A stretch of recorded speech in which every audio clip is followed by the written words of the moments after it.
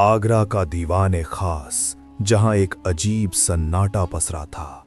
शहंशाह अकबर ने एक ऐसी शर्त रखी जिसने विज्ञान के नियमों को चुनौती दे दी और बीरबल की चतुराई को भी मौत के मुहाने पर खड़ा कर दिया।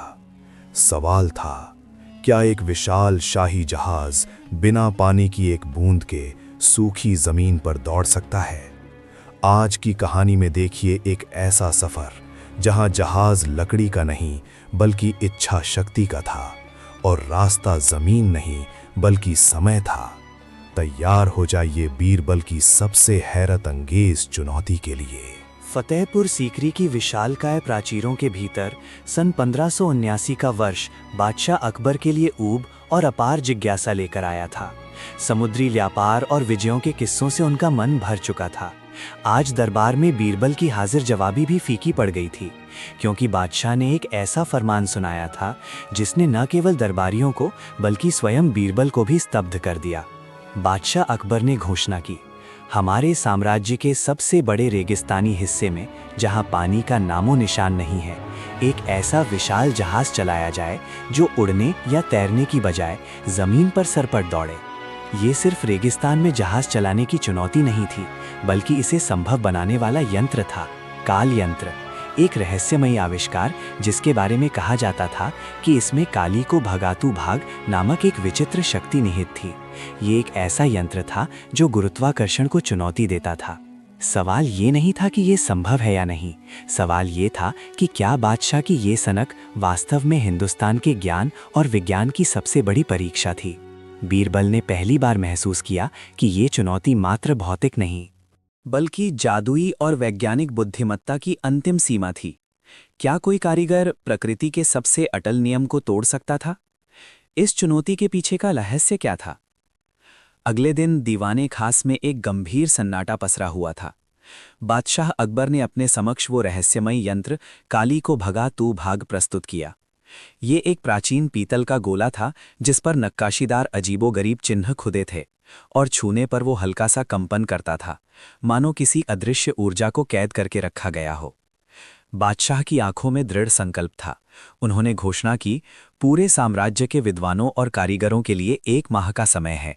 इस यंत्र की शक्ति को समझो और इसे इस प्रकार नियंत्रित करो कि आगरा के शुष्क मैदानों पर एक बड़ा जहाज हवा में तैर सके। बीरबल ने उस गोले को गौर से देखा। उन्हें एहसास हुआ कि ये केवल इंजीनियरिंग की नहीं बल्कि उस अज्ञात विद्या की परीक्षा है जिसे समय ने भुला दिया था। बीरबल ने पहला कदम उठाया।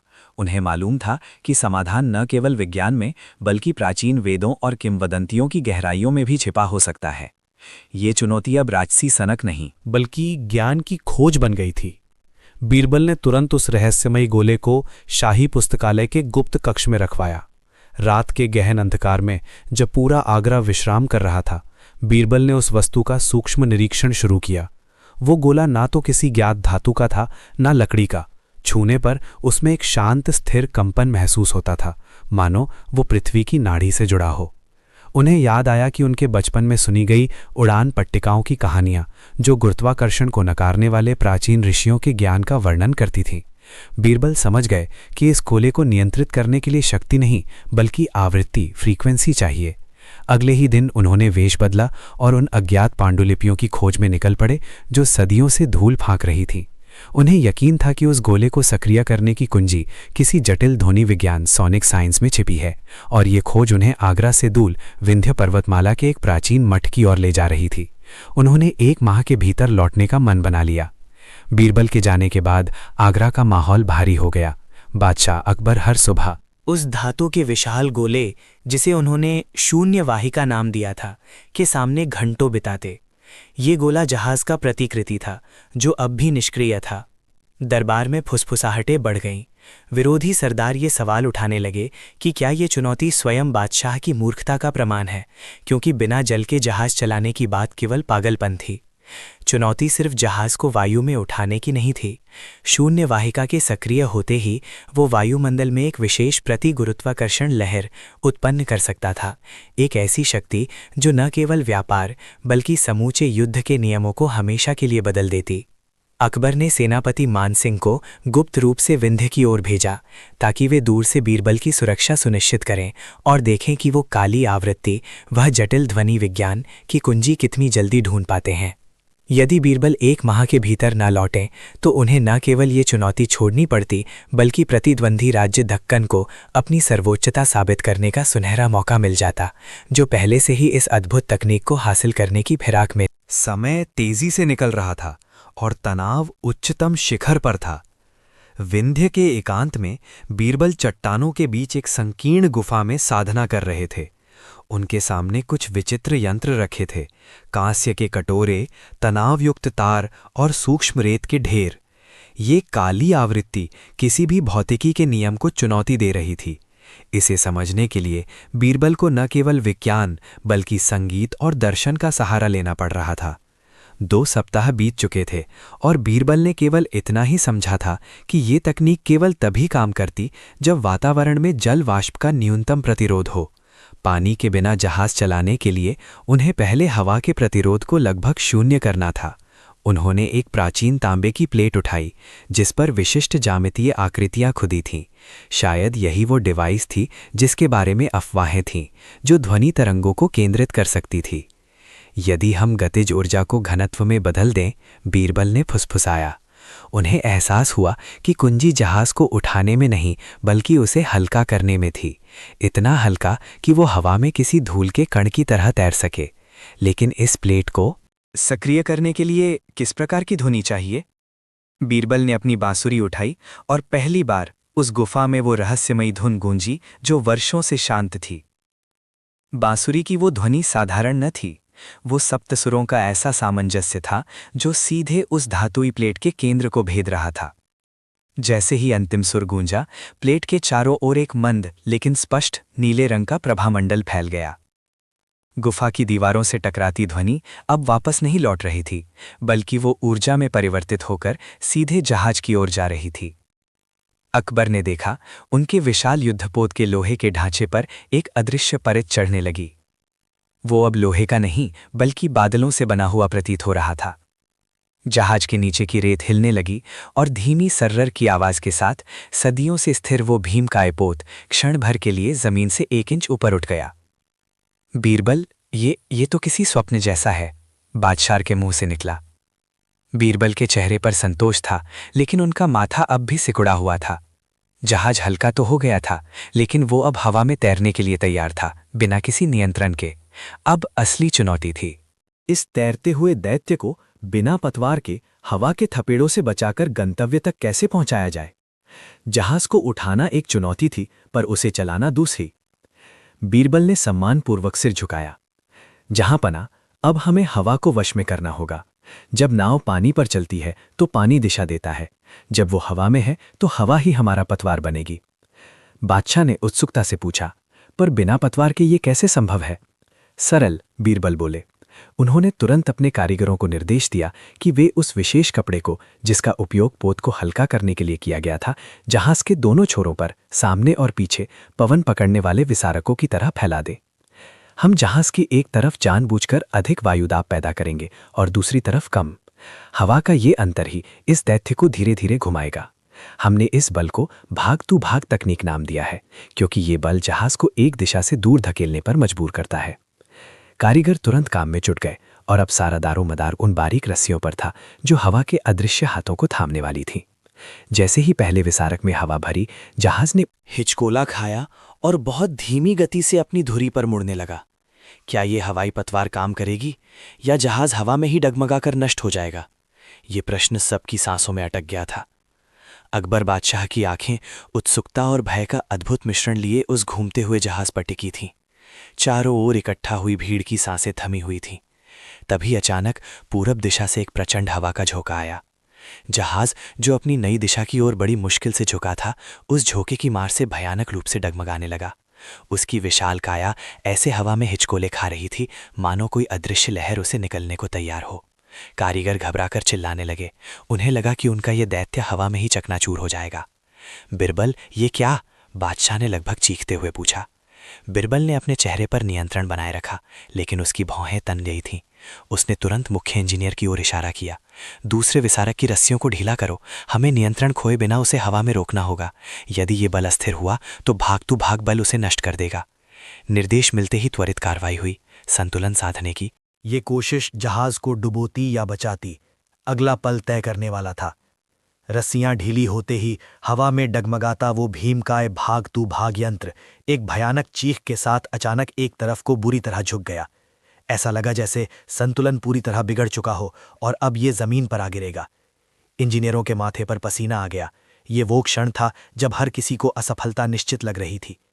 बादशाह अकबर की धड़कनें रुक गई थीं। तभी लगभग 2 हृदय विदारक पलों के बाद विसारक ने काम किया और यंत्र धीरे धीरे, कांपते हुए ही सही, मगर वापस संतुलन प्राप्त करने लगा। एक क्षण के लिए दरबार में सन्नाटा छा गया। ये रुक गया? अकबर ने फुसफुसाते हुए पूछा। बिरबल ने गहरी सांस ली। हाँ जहांपना, नियंत्रण पा लिया गया है, किंतु ये अत्यधिक बल खपत के कारण हुआ है। हमने इसे अस्थायी रूप से स्थिर किया है। मुख्य इंजीनियर ने घबराते हुए घोषणा की। माफ करना जहांपना, ऊर्जा भंडार तेजी से घट रहा है। यदि हम इसे तुरंत और ऊपर नहीं उठा पाए तो ये जमीन पर गिर जाएगा और भाग तू भाग बल हमेशा के लिए निष्क्रिय हो जाएगा। अब चुनौती नियंत्रण की नहीं, बल्कि गति और ऊर्जा। गिरा जाएगा, ये असंभव है। अकबर का चेहरा क्रोध और चिंता से तमतमा उठा। उन्होंने मुट्ठी भींचते हुए आदेश दिया, तुरंत और ईंधन डालो, खजाना खाली कर दो, लेकिन इसे ऊपर उठना चाहिए। मुख्य इंजीनियर ने कांपते हुए हाथ जोड़े। माफ करना जहांपना, सामान्य ईंधन इसे उठाने में अब अक्षम है। जो बल इसे स्थिर रखे हुए था वो अब स्वयं ही समाप्त हो रहा है। हमें किसी ऐसी ऊर्जा की आवश्यकता है जो पल भर में जबरदस्त आवेग दे सके। बिरबल तुरंत आगे आए। उनकी आंखें तेज थीं। एक रास्ता है जहांपना, हमने इस जहाज को पानी के नियमों से मुक्त करने के लिए बनाया था। अब हमें ऊर्जा के नियमों से भी मुक्त होना होगा। शीघ्र बताओ बिरबल, अकबर चिल्लाए।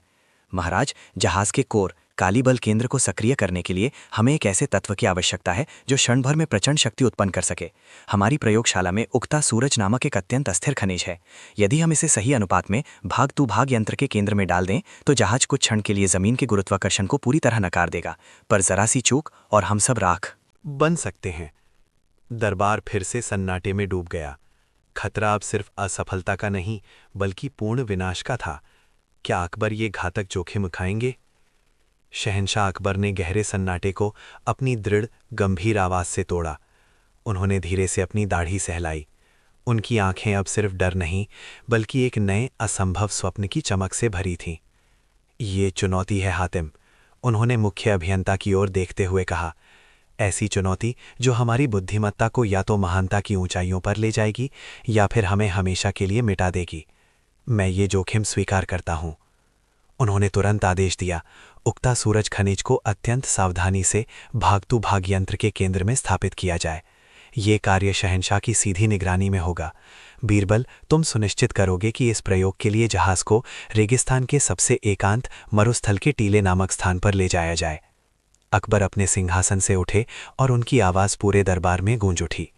कल सूर्योदय के साथ ही हम इस उड़ने वाले जहाज का पहला परीक्षण करेंगे। तैयारी शुरू करो। हम या तो जमीन के गुरुत्वाकर्षण को तोड़ेंगे या फिर इतिहास की राख बन जाएंगे। दरबार में सांसें रुक गईं। मौत और चमत्कार के बीच की दूरी अब बस कुछ घंटों की रह गई थी। रात गहरी हो चुकी थी, लेकिन आगरा का शाही शिविर जाग रहा था। पूरी रात हजारों कारीगर और सिपाही उस विशाल बिना पानी के खड़े जहाज को रस्सियों और विशेष पहियों की मदद से खींचकर मरुस्थल के टीलों की ओर ले जा रहे थे। जहाज के निचले हिस्से में गुप्त रूप से वो रहस्यमयी उपकरण स्थापित किया गया था। कारीगरों ने इसे काल विमोहक, समय को मोहने वाला यंत्र नाम दिया था, क्योंकि इसे बनाने वाले सिद्ध पुरुष ने सख्त चेतावनी दी थी कि ये चीज न केवल गुरुत्वाकर्षण बल्कि समय के बंधन को भी चुनौती देगी। यंत्र काले धातु का बना था और रह रहकर उससे एक मंद नीली रोशनी निकलती थी, जो शांत रेगिस्तान में भय और उत्सुकता की अजीब परछाइयां बना रही थी। बीरबल बिना पलक झपकाए किनारे पर खड़े थे। उनके माथे पर पसीना था, भले ही रात ठंडी थी। उन्होंने धीमी आवाज में खुद से कहा, शहंशाह ने चुनौती तो बड़ी दी है। ये सिर्फ जहाज नहीं है, ये सत्ता और विज्ञान के बीच का पुल है। अब सब कुछ इस काल विमोहक के एक झटके पर निर्भर करता है। जैसे ही अंतिम पहिया टीले पर स्थिर हुआ, पूर्व दिशा में नारंगी रंग की लकीर उभर आई। सूर्योदय हो रहा था। परीक्षण का समय आ गया था। ठीक उसी क्षण ढोलों और तुरहियों की गूंज सुनाई दी। शहंशाह अकबर अपने पूरे दरबार और मुख्य उलेमाओं के साथ टीले पर पहुंचे। उनके चेहरे पर शाही दृढ़ता थी, पर आंखों में वही अव्यक्त चिंता झलक रही थी जो बीरबल के मन में थी। बीरबल, अकबर की आवाज रेगिस्तान की खामोशी को चीर गई। क्या काल विमोहक तैयार है? लोगों को चमत्कार नहीं, इस असंभव चुनौती का समाधान चाहिए। बीरबल ने झुककर सम्मान प्रकट किया और फिर जहाज के मुख्य नियंत्रण कक्ष की ओर बढ़े। वो नीली रोशनी अब और भी तेज हो गई थी, जैसे अंदर कोई अज्ञात शक्ति बेचैन हो रही हो। उन्होंने कक्ष में प्रवेश किया, जहां एक बड़ा तांबे का लीवर स्थापित था। लीवर के शीर्ष पर एक प्राचीन काली देवी का प्रतीक खुदा हुआ था, जो इस भविष्य की तकनीक और प्राचीन रहस्यों के मेल को दर्शाता था। बीरबल ने गहरी सांस ली। ये केवल मशीन नहीं थी, ये समय को मोड़ने का प्रयास था। उन्होंने अपनी पूरी ताकत से लीवर को नीचे खींचा। एक भयंकर कर्कश ध्वनि हुई, रेत के कण हवा में उछल गए और काल विमोहक से निकलने वाली नीली रोशनी अचानक बैंगनी रंग में बदल गई, जैसे अंतरिक्ष फट रहा हो। जहाज का भारी ढांचा धीरे धीरे अविश्वसनीय रूप से सतह से ऊपर उठना शुरू हो गया। हर दरबारी स्तब्ध था। क्या ये वास्तव में हवा में तैर रहा था? बादशाह अकबर की आंखें आश्चर्य और गौरव से चमक उठी। अद्भुत बीरबल, तुमने असंभव को संभव कर दिखाया। ये उड़ रहा है। परंतु बीरबल के चेहरे पर अभी भी चिंता की लकीरें थीं। जहाज हवा में स्थिर नहीं था, वह एक अजीब कंपन के साथ झूल रहा था, जैसे अदृश्य डोरियों से बंधा हो। काल विमोहक के केंद्रीय क्रिस्टल से एक और तेज चिंगारी निकली और जहाज का भारी ढांचा बिना किसी संकेत के अचानक तेजी से आगे बढ़ गया। जहां पना, गति तो आ गई, टोडरमल ने घबराकर कहा, परंतु पतवार, ये तो किसी दिशा में मुड़ ही नहीं रहा है। ये तो बिना लगाम का घोड़ा है जो सीधा विनाश की ओर जा रहा है। जहाज बेकाबू होकर सीधे उस विशालकाय चमकीले रेगिस्तानी टीले की ओर बढ़ रहा था, जिसके पार सदियों से कोई नहीं गया था। बीरबल जानता था कि असली चुनौती अब शुरू हुई थी, गति।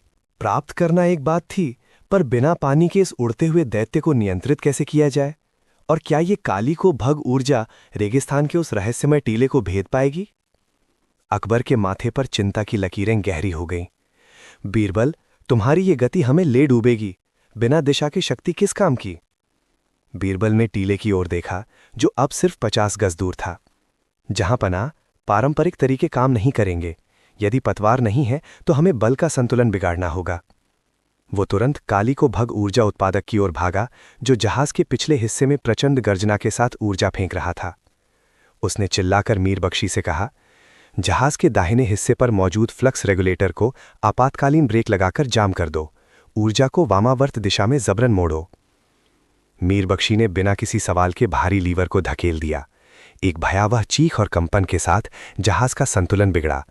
केकेबी ऊर्जा का अधिकांश भाग बाईं ओर धकेल दिया गया, जिससे जहाज ने एक झटके में तीखा मोड़ लिया। जहाज उस विशालकाय टीले से बाल बाल बचा, लेकिन इस अचानक मोड़ ने एक नया रहस्य खोल दिया।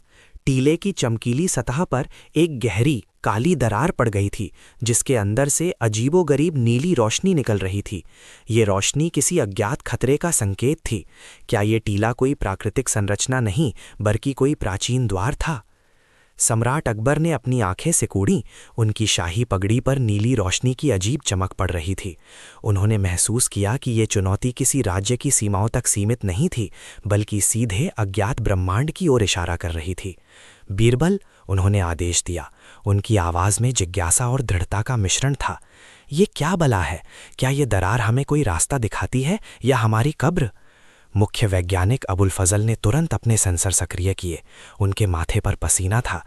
जहां पनाह, ये टीला नहीं, ये एक अंतरिक्षीय भंवर है। इसकी ऊर्जा हमारे केकेबी स्रोत को अस्थिर कर रही है, और सबसे भयानक बात, ये दरार लगातार फैल रही है। इसने हमारे जहाज के भागतू भाग नियंत्रक को पूरी तरह जाम कर दिया है। अब हम ना पानी पर चल सकते हैं और ना ही हवा में स्थिर रह सकते हैं। हमें तत्काल इस ऊर्जा को संतुलित करना होगा, वरना ये भंवर हमें निगल लेगा। जहां पना अकबर की आंखें क्षण भर के लिए सिकुड़ गईं। उन्होंने अपनी सुनहरी मुट्ठी भींच ली, लेकिन आवाज में जरा भी कंपन नहीं था। अबुल फजल, ये कैसा भंवर है जो हमारे भाग टू भाग नियंत्रक को जाम कर रहा है? हम निष्क्रिय हैं। हमें ये बताओ कि इस ऊर्जा को संतुलित करने के लिए हमें कौन सा विपरीत स्पंदन पैदा करना होगा? जहाज भयानक रूप से कांपने लगा, जैसे कोई विशालकाय उसे हिला रहा हो। छत से कंकड़ जैसे ऊर्जा कण गिरने लगे। अबुल फजल ने हाफते हुए उत्तर दिया, जी जहांपना, सामान्य ऊर्जा इसे संतुलित नहीं कर सकती। इस भंवर को काटने के लिए हमें एक ऐसी शक्ति चाहिए जो भौतिक नियमों से परे हो। केवल एक ही चीज़ उस स्तर का स्पंदन उत्पन्न कर सकती है, वो है शहजादी कल्याणी का मन की शक्ति, टेलीकिनेटिक फोकस। अगर वो अपने पूरे ध्यान को जहाज के केंद्रीय समय तालिका क्रिस्टल पर केंद्रित करें तो शायद हम इस अंतरिक्षीय खिंचाव से निकल पाएं। ये हमारी अंतिम और सबसे खतरनाक उम्मीद है। अकबर की आंखों में एक क्षण के लिए भय कौंधा, लेकिन तुरंत ही वो दृढ़ता में बदल गया। कल्याणी, मेरी शहजादी, इतनी बड़ी अग्नि परीक्षा। उन्होंने गहरी सांस ली और उनकी आवाज में राजसी हुक्म गूंज उठा। अबुल फजल, अगर कोई और रास्ता होता तो मैं कभी नहीं कहता, पर अब समय नहीं है। फौरन उसे यहां लाओ और समय तालिका क्रिस्टल के पास सुरक्षा घेरा मजबूत करो। ये हमारी अंतिम चाल है। अगर ये काम ना किया तो ये अनहोनी जहाज और हम सब इस भंवर में पिस जाएंगे। इधर छत से गिरते कणों की आवृत्ति और तेज हो गई। जहाज की दीवारों पर लगी धातु कराहने लगी। बाहर का शून्य चीख रहा था। जहांपनाह का आदेश सुनते ही बेगम जोधा ने घबराकर कल्याणी को सहारा दिया, जो पहले से ही उस केंद्रीय क्रिस्टल के भयानक स्पंदन को महसूस कर रही थी। कल्याणी ने अपने पिता को देखा और दृढ़ता से सिर हिलाया। ये सिर्फ जहाज बचाने की लड़ाई नहीं थी, बल्कि उसके जन्मजात शक्ति के सबसे बड़े प्रयोग का क्षण था। उसने गहरी एकाग्रता के साथ अपनी मन की शक्ति को उस चमकते रहस्यमय समय तालिका क्रिस्टल की ओर मोड़ना शुरू कर दिया, जैसे किसी ने अंतरिक्ष के सबसे मुश्किल ताले में चाबी घुमाई हो। जहाज की कंपन एकाएक बढ़ गई थी कि तख्ते रवां शाही यान के धातुई ढांचे से अजीब नीली चिंगारियां निकलने लगीं। दीवारों पर लगे प्राचीन मानचित्र और यंत्र पागलपन की हद तक हिल रहे थे।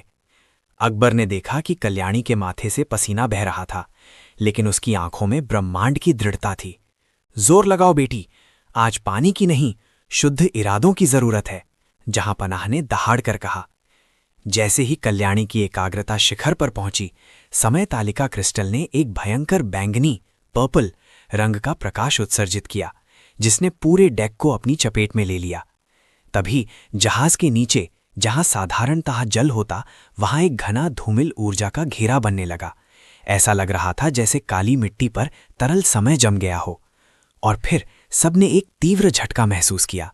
बिना किसी समुद्री लहर या पाल के सहारे तख्ते रवां उस ऊर्जा के घेरे पर फिसलना शुरू हो गया। जहाज चल पड़ा था, लेकिन ये पानी नहीं बल्कि समय के आयाम थे जिन पर वो तैर रहा था। ये एक ऐसी गति थी जो किसी ने पहले कभी नहीं देखी थी, लेकिन इस नई शक्ति को नियंत्रित रखना असंभव की हद तक खतरनाक था। अगर एकाग्रता टूटी तो पूरा जहाज वर्तमान से अनंत में बिखर सकता था। अब चुनौती थी इस ऊर्जा को स्थिर रखने की। नियंत्रण कक्ष में, जहां जादूगर और यंत्र विशेषज्ञ इस अदृश्य ऊर्जा को साध रहे थे, तनाव चरम पर था। समय के आयामों की वो तरल चादर जिस पर जहाज तैर रहा था, अब हिंसक रूप से हिलने लगी। एकाएक तख्ते रवां के किनारे लगी सामग्री का रंग बदलने लगा। लकड़ी कभी सोने जैसी चमकती तो कभी राख जैसी फीकी पड़ जाती। दरबारियों को लगा कि उनकी स्मृति खंडित हो रही है। कुछ पल उन्हें लग रहा था जैसे वे अतीत में हैं, तो अगले ही पल वे किसी अनिश्चित भविष्य की झलक देख रहे थे। बादशाह अकबर ने महसूस किया कि उनके पैर के नीचे की जमीन कांप रही है। उन्होंने दृढ़ता से हुक्म दिया, कौन इसे नियंत्रित कर रहा है? इस ऊर्जा को साधो, वरना हम सब काल के भंवर में खो जाएंगे। तभी ऊर्जा नियंत्रण की कमान संभाले हुए बीरबल ने दर्द से कराहते हुए कहा, जहांपना, ये ऊर्जा स्थिर नहीं रह सकती। ये या तो अनंत गति से चलेगी या फिर नष्ट होकर हमें वर्तमान से निकाल बाहर करेगी। हमें आगे बढ़ते ही रहना होगा, भले ही हम नहीं जानते कि हम कहाँ जा रहे हैं। अकबर की आंखों में एक क्षण के लिए भय दिखा, लेकिन अगले ही पल वो संकल्प से भर गया। बीरबल, उन्होंने गरज कर कहा, इस ऊर्जा को दिशा दो। पानी जहाज को स्थिरता देता है, लेकिन इस कालभंजक यंत्र को क्या चाहिए? वो कौन सी चीज है जो इसे अनियंत्रित होने से रोकेगी? बीरबल ने अपने हाथों को यंत्र पर कसकर दबाया। उसके माथे से पसीना बह रहा था। जहांपनाह, उसने हाफते हुए उत्तर दिया, इसे स्थिरता नहीं बल्कि गति की निरंतरता चाहिए। ये शून्य में चल रहा है, इसीलिए इसे अपने अस्तित्व को सही ठहराने के लिए एक लक्ष्य की आवश्यकता है। ये जहाज तब तक चलता रहेगा जब तक इसे विश्वास है कि ये कहीं जा रहा है। अकबर ने तुरंत हुक्म दिया, तो फिर एक लक्ष्य निर्धारित करो, सबसे दुर्गम, सबसे असंभव लक्ष्य। हमें पता लगाना होगा कि ये कालभंजक यंत्र हमें कहाँ ले जा सकता है, बिना ये जाने कि ये क्या है। बीरबल, बताओ, बिना जल के ये यंत्र सबसे दूर, सबसे अज्ञात में किस ओर जा सकता है? बीरबल ने यंत्र के चमकते हुए केंद्र को देखा, जो अब एक अंधी सुरंग में प्रवेश कर रहा था। जहां पनाह, उसने चिल्लाकर कहा, ये हमें उस जगह ले जा रहा है जहां सिर्फ इच्छाएं। ये दिशा तय करती हैं, शायद समय के पार। अकबर की आंखें एक पल को बंद हुईं, फिर दृढ़ता से खुल गईं। समय के पार? उन्होंने फुसफुसाहट में कहा, जैसे उस शब्द का भार तौल रहे हों। अगर ये यंत्र इच्छा से चलता है तो मेरी इच्छा ही इसका ईंधन बनेगी। बीरबल, आज से हमारा लक्ष्य होगा जल विहीन यात्रा का सबसे बड़ा प्रमाण देना। मैं चाहता हूं कि ये यंत्र हमें मरुभूमि के पार स्थित उस प्राचीन अंबर द्वीप तक ले जाए, जिसके बारे में कहा जाता है कि वहां तक कभी कोई जहाज नहीं पहुंच पाया है, क्योंकि उसके चारों ओर रेत का अथाह समंदर है, एक ऐसा समंदर जहां पानी का नामो निशान नहीं। बीरबल ने चिंता से माथे पर बल डाला। परंतु जहां पनाह, उस द्वीप तक पहुंचने का कोई ज्ञात रास्ता? अकबर ने बीच में टोकते हुए गर्जना की, ये यंत्र बनाएगा। हमें ये सिद्ध करना है कि जहां विश्वास और इच्छा शक्ति होती है, वहां प्रकृति के नियम भी झुक जाते हैं। तैयार हो जाओ बीरबल, हम उस स्थान की ओर बढ़ रहे हैं जहां केवल रेत है और हमें वहां बिना जल के अपना जहाज चलाना है। यंत्र की गति अचानक बढ़ गई और सुरंग का अंत एक तीव्र प्रकाश में खो गया। प्रकाश शांत होते ही दोनों ने स्वयं को एक विशाल तपती हुई मरुभूमि में पाया। चारों ओर दूर दूर तक केवल झुलसा देने वाली सुनहरी रेत थी, जो धूप में चमक रही थी, ठीक वैसे ही जैसे किसी शांत दोपहर में अथाह पानी चमकता है। उनका जहाज, वो विचित्र धातुई यंत्र जिसका कोई पाल या पतवार नहीं थी, अब रेत से केवल 1 इंच ऊपर हवा में स्थिर था। देखा बीरबल, अकबर के चेहरे पर विजय का भाव था। उन्होंने यंत्र के केंद्रीय क्रिस्टल को छुआ। एक तीव्र नीली ऊर्जा क्रिस्टल से निकली और रेत में समा गई। अगले ही पल यंत्र किसी अदृश्य बल के सहारे बिना किसी घर्षण के रेत पर सरकने लगा। बीरबल ने हैरत से देखा, जहां पनाह, ये तो पानी में चलने वाले जहाज से भी तेज है। ये कौन सी शक्ति है जो रेत को चिकने मार्ग में बदल रही है? ये शक्ति है बीरबल, अकबर मुस्कुराए, जिसे लोग असंभव कहते हैं। ये यंत्र रेत के हर कण को अस्थायी रूप से द्रवीभूत कर रहा है, ताकि ये बिना पानी के भी पानी की सतह जैसा व्यवहार कर सके। चुनौती तो अब शुरू हुई है। क्या हम इस मायावी सागर की बाधाओं को पार कर पाएंगे? अकबर के चेहरे पर जीत की खुशी थी, पर बीरबल के माथे पर चिंता की लकीरें उभर आईं। उन्होंने यंत्र की गति पर ध्यान दिया। जहां पनाह, गति तो अद्भुत है, लेकिन क्या हम दिशा नियंत्रण यानी नेविगेशन भी उतनी ही सटीकता से कर पाएंगे? इस मायावी सागर में कोई तारा नहीं है, कोई किनारा नहीं है। बीरबल ने संशय व्यक्त किया। इससे पहले कि अकबर जवाब दे पाते, दूर क्षितिज पर कुछ भयानक दिखा। रेत का एक विशाल भयंकर भवंडर यानी डस्ट वॉटेक्स एक घूमती हुई लहर की तरह उनकी ओर तेजी से बढ़ रहा था। वो कोई साधारण तूफान नहीं था। ऐसा लग रहा था मानो रेगिस्तान का कोई दैत्य सीधे जहाज को निगलने आ रहा हो। देखो बीरबल, अकबर चिल्लाए, ये है असली चुनौती। प्रकृति की शक्ति हमारे इस कृत्रिम द्रवीकरण पर कितना दबाव डालती है। उन्होंने तुरंत चालक को निर्देश दिया कि वो सीधे उस बवंडर के निचले हिस्से की ओर यंत्र को मोड़ दे। बीरबल का दिल जोर से धड़क रहा था। क्या वो मशीन इस रेत के सुनामी को पार कर पाएगी या वहीं रेत के ढेर में हमेशा के लिए दफन हो जाएगी? जहाज के इंजन से एक गहरी तनाव भरी गड़गड़ाहट निकली। रेगिस्तान का वो बवंडर एक विशाल घूमते हुए पहाड़ जैसा था। जैसे ही जहाज उसके केंद्र की ओर बढ़ा, इंजन की घड़घड़ाहट एक भयानक चीख में बदल गई। चारों ओर की हवा में रेत के कणों का घनत्व इतना बढ़ गया कि वे नुकीले पत्थरों जैसे महसूस होने लगे।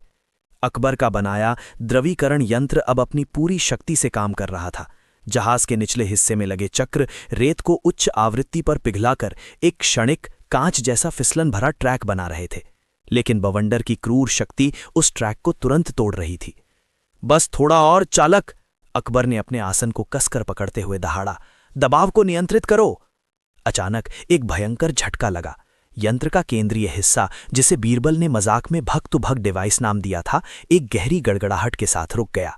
जहाज ने हवा में 360 डिग्री का अनियंत्रित चक्कर लगाया और पूरी गति से एक विशाल रेतीले टीले की ओर फिसलने लगा। बीरबल चिल्लाए, हुजूर, हम रेत में धंस रहे हैं। अकबर ने अपनी आंखें सिकोड़ी, घबराहट को एक तरफ धकेल दिया। धंसने दो बीरबल, लेकिन रुकने नहीं देना है। उन्होंने तुरंत मुख्य इंजीनियर फकीर अजीजुद्दीन की ओर देखा। अजीज, भग तो भग डिवाइस का ऊर्जा स्रोत क्या है और ये मरा क्यों? हुजूर, हमने अत्यधिक केंद्रित वायु और ध्वनि तरंगों का उपयोग किया था, फकीर ने घबराते हुए कहा। लेकिन लगता है अत्यधिक कंपन और रेत के दबाव से कंट्रोल वाल्व जाम हो गया है। इसे फिर से शुरू करना असंभव है। बीरबल ने चारों ओर देखा। विशाल रेतीला टीला मौत की दीवार की तरह तेजी से करीब आ रहा था। जाम?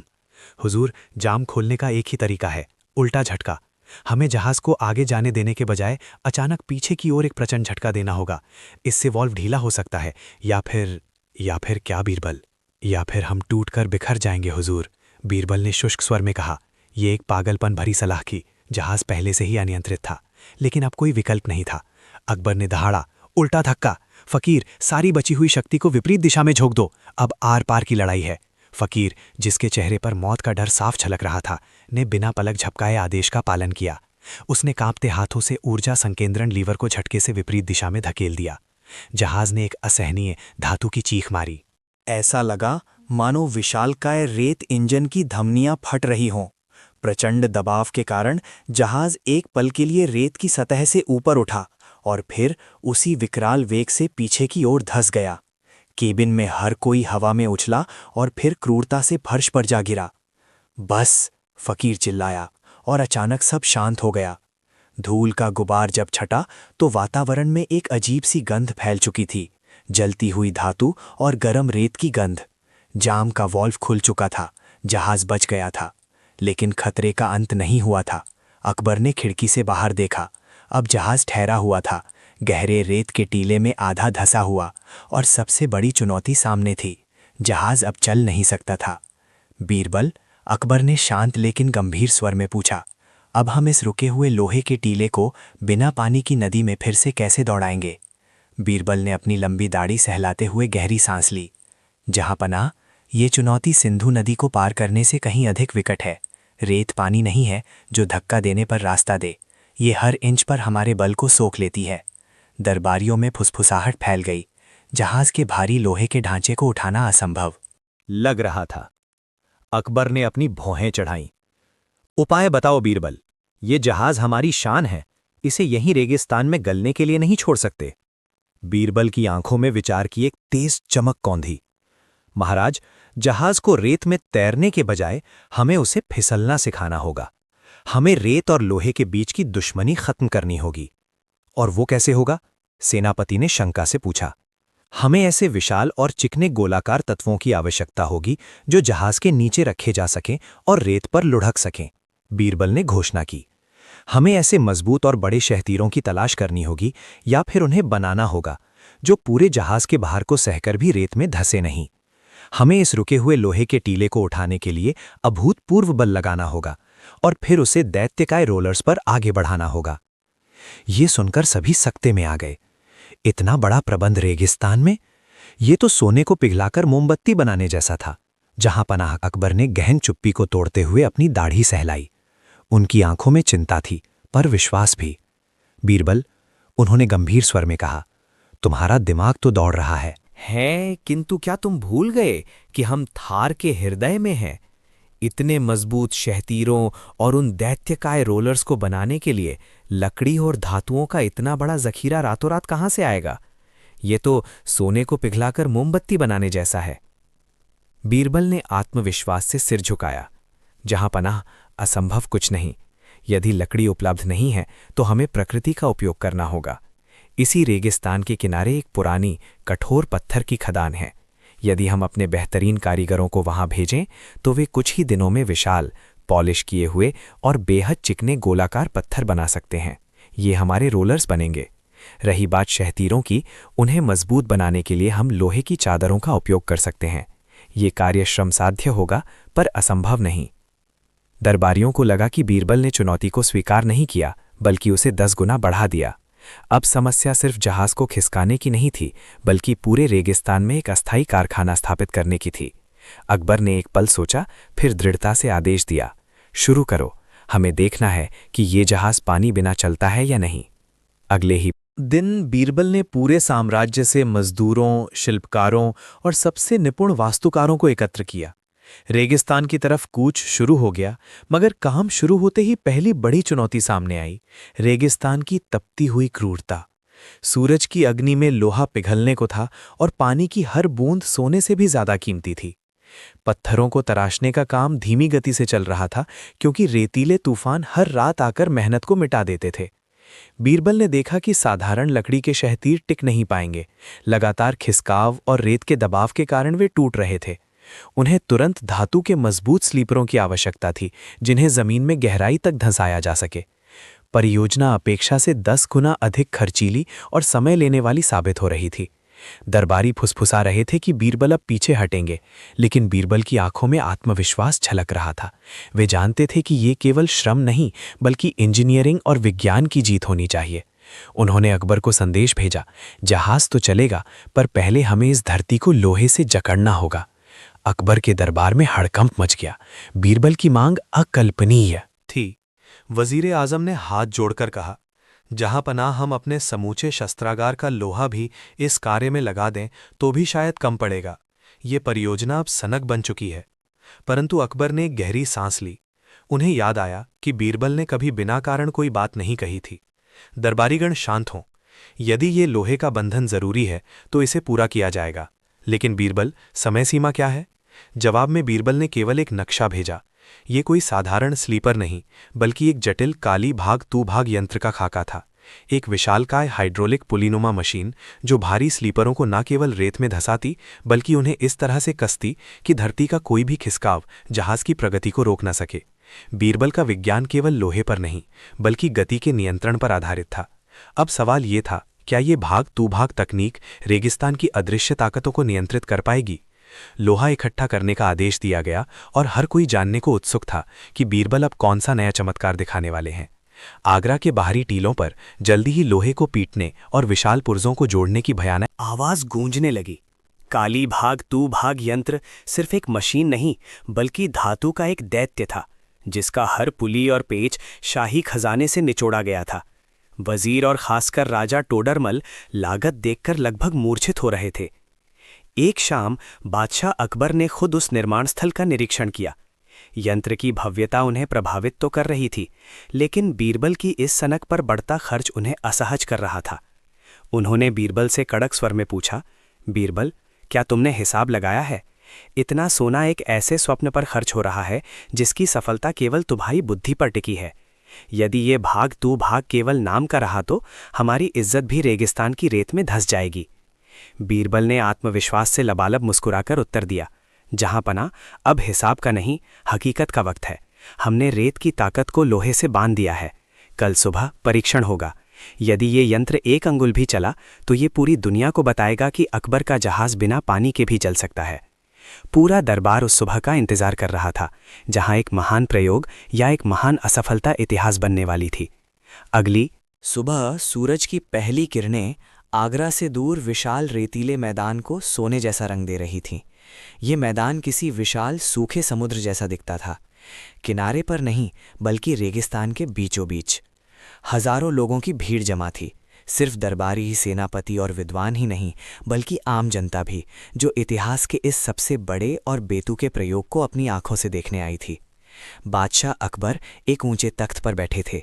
उनके चेहरे पर आत्मविश्वास और आशंका का अजीब मिश्रण था। उनके ठीक सामने रेत के टीलों के बीच वो अद्भुत चीज खड़ी थी जिसे भाग तू भाग का नाम दिया गया था। ये कोई सामान्य नाव नहीं थी, बल्कि लोहे के भारी फट्टों और बड़े बड़े पहियों से लैस एक विशाल सपाट तल वाली संरचना थी, जो रेत को चीरने के लिए डिजाइन की गई थी। बीरबल ने आगे बढ़कर एक हाथ उठाया। पूर्ण सन्नाटा छा गया। सबकी निगाहें जहाज के केंद्र में लगे एक विशाल ढके हुए यंत्र पर टिक गईं। अब उस रहस्य पर से पर्दा उठना था जिसने महीनों से पूरे साम्राज्य की नींद उड़ा रखी थी। बीरबल ने धीरे से कहा, जहांपना, आज लोहे को रेत से युद्ध करना है। और उन्होंने यंत्र को चालू किया, करने का आदेश दिया। जैसे ही बीरबल का आदेश गूंजा, 4 कारीगरों ने फुर्ती से विशाल कपड़े के आवरण को खींचकर हटा दिया। सबकी सांसें थम गईं। सामने जो यंत्र था वो अजीबोगरीब और विस्मयकारी था। पीतल के विशाल पिस्टन, जिन्हें लगातार जल रहे भट्टों से निकलती भाप शक्ति दे रही थी। ये कोई पारंपरिक इंजन नहीं था। इसे बीरबल ने वायु प्रणोदन तंत्र कहा था, पर जनता ने इसे चुहल में भाग तू भाग मशीन नाम दिया था। एक झटके के साथ उस यंत्र से भयानक फूं फूं की आवाज निकली, जैसे रेगिस्तान का कोई दानव गहरी सांस ले रहा हो। फिर लोहे के गैर आपस में टकराए और जोरदार कड़कड़ाहट के साथ जहाज के नीचे लगे भारी पहियों ने घूमना शुरू कर दिया। धूल का एक बादल उठा।